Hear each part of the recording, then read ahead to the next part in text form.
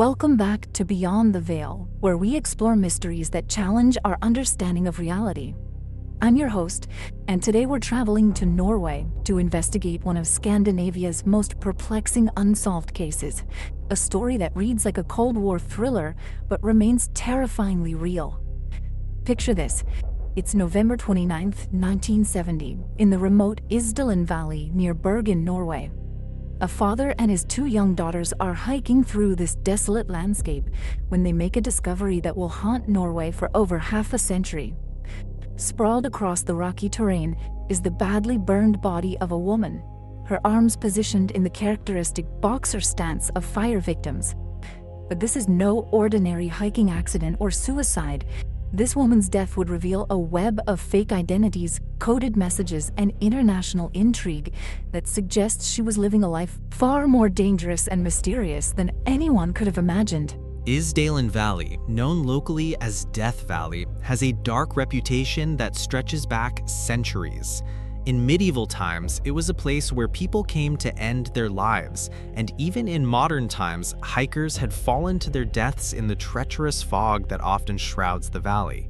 But when police officer Carl Halvor Aas arrived at the scene that November morning, he immediately knew this was different. The smell of burned flesh still lingered in the cold air, and the woman's body told a story that defied easy explanation. She was burned extensively on the front of her body. Her face, hair, and torso were charred beyond recognition, but strangely, her back showed no signs of burning. It appeared as though she had thrown herself backward from a fire, but what fire? And how had she ended up in this remote location? The woman appeared to be between 25 and 40 years old, about 5 feet 4 inches tall, with long brownish-black hair that had been tied in a ponytail with a blue and white ribbon. The positioning of objects around the body immediately struck forensic investigator Tormod Bjons as highly unusual. The woman wasn't wearing her jewelry or watch. Instead, these items had been carefully placed beside her body in what appeared to be some kind of deliberate arrangement. The placement and location of the objects surrounding the body was strange. It looked like there had been some kind of ceremony, Bjons later recalled. Among the items found were the remains of rubber boots, nylon stockings, a broken umbrella, several bottles, and various pieces of jewelry. But perhaps most telling was what wasn't found: any form of identification. Every single label had been meticulously cut from her clothing, and distinctive marks had been scraped off bottles and other personal items. Someone had gone to extraordinary lengths to ensure this woman could never be identified. The scene suggested either a ritualistic suicide or a carefully staged murder, but which one remained a mystery. The investigation took a dramatic turn when police discovered that the mysterious woman had left behind 2 suitcases at Bergen's central train station. What they found inside these cases would transform the investigation from a simple death inquiry into something resembling a spy thriller. The suitcases contained an array of disguises that would make any intelligence operative proud. Multiple wigs in different colors and styles, sunglasses with the woman's fingerprints on the lenses, glasses with clear lenses that appeared to be purely for disguise purposes, and a hairbrush. There was also a prescription bottle for eczema cream, but like everything else, all identifying labels and marks had been removed, even from the prescription medication. Most intriguingly, investigators found a notepad filled with what appeared to be coded messages, handwritten letters and numbers that looked like some form of cipher or secret communication system. The level of preparation and the sophisticated nature of these disguises suggested this was no ordinary woman living under an assumed identity. As investigators dug deeper into the woman's recent activities, they uncovered a pattern of behavior that was both methodical and deeply suspicious. Hotel records showed that she had stayed at numerous hotels throughout Norway in the weeks leading up to her death, each time using different aliases and false identities. She had traveled extensively, always paying in cash, always alone, and always maintaining different personas. At each hotel, staff remembered her differently. Sometimes she wore wigs, sometimes glasses, sometimes she spoke with different accents. The shopping bag found at the scene led police to a shoe store in Bergen, where an employee remembered selling rubber boots identical to those found on the woman's body. But even this transaction had been conducted with cash and a false name. The woman's movement suggested she was either running from something or someone, or she was engaged in activities that required multiple identities and extreme secrecy. The level of operational security she maintained was consistent with intelligence work or other clandestine activities. The mystery deepened when forensic analysis revealed details that painted an even more complex picture of the Isdal woman's identity and possible origins. Dental analysis conducted decades later suggested that she was from the French-German border region, indicating she was likely not Norwegian despite her presence in the country. The sophisticated dental work also suggested she came from a relatively affluent background with access to quality medical care. Toxicology reports from the original investigation revealed traces of various medications in her system, though the exact nature and purpose of these substances remained unclear. Some investigators theorized that she might have been drugged before her death, while others suggested the medications could have been part of a suicide attempt. The fact that she had been carrying prescription eczema cream suggested she suffered from a chronic skin condition, which could potentially help with identification, but even this lead proved fruitless when all identifying information had been systematically removed from the medication.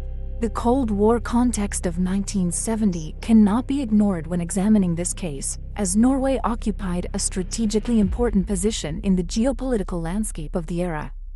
Located on NATO's northern flank and sharing a border with the Soviet Union, Norway was a hotbed of intelligence activity during this period. The woman's sophisticated use of multiple identities, her apparent training in operational security, and her mysterious presence in Norway all pointed toward possible involvement in espionage activities. Some investigators theorized that she might have been a Soviet agent operating in Norway, while others suggested she could have been working for Western intelligence agencies.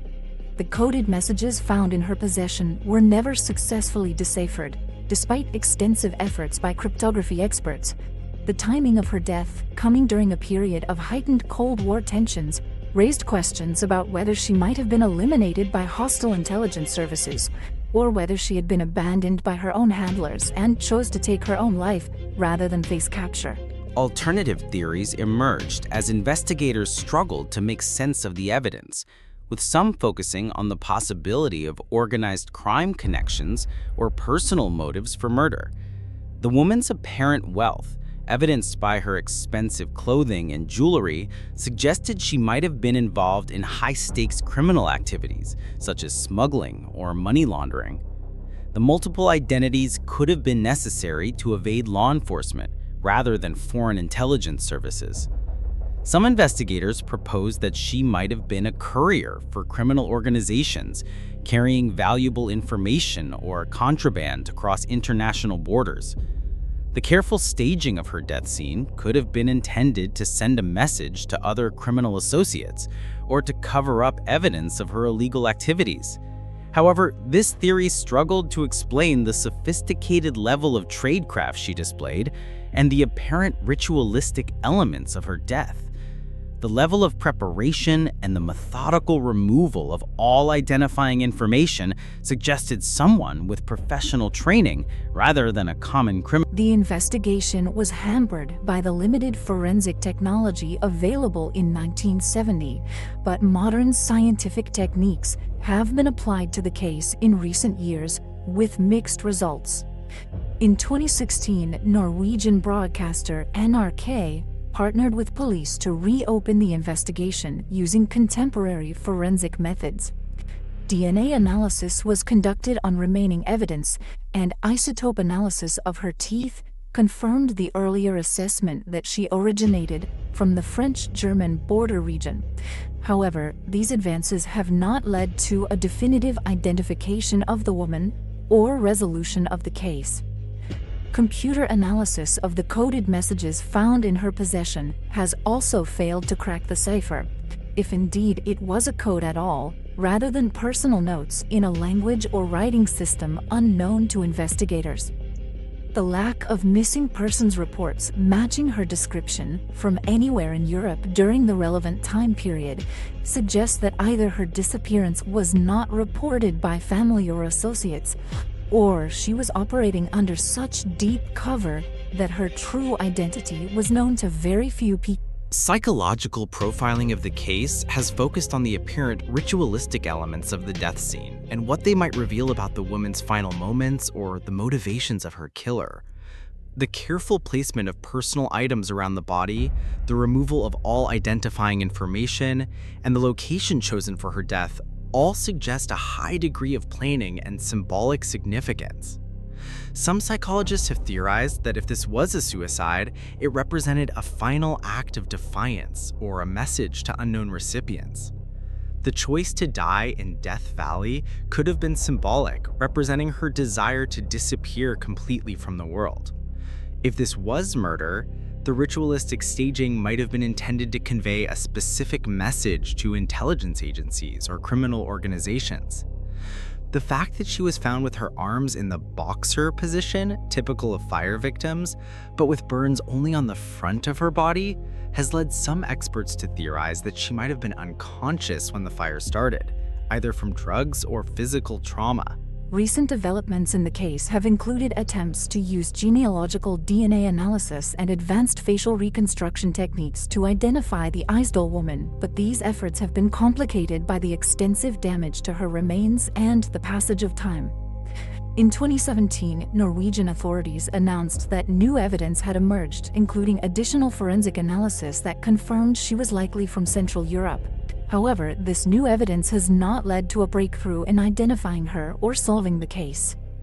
The Norwegian government has also declassified some intelligence documents from the Cold War era, but none have provided clear connections to the Isdal Woman case. Amateur investigators and true crime enthusiasts have continued to research the case, proposing new theories and attempting to decode the mysterious messages found in her possession.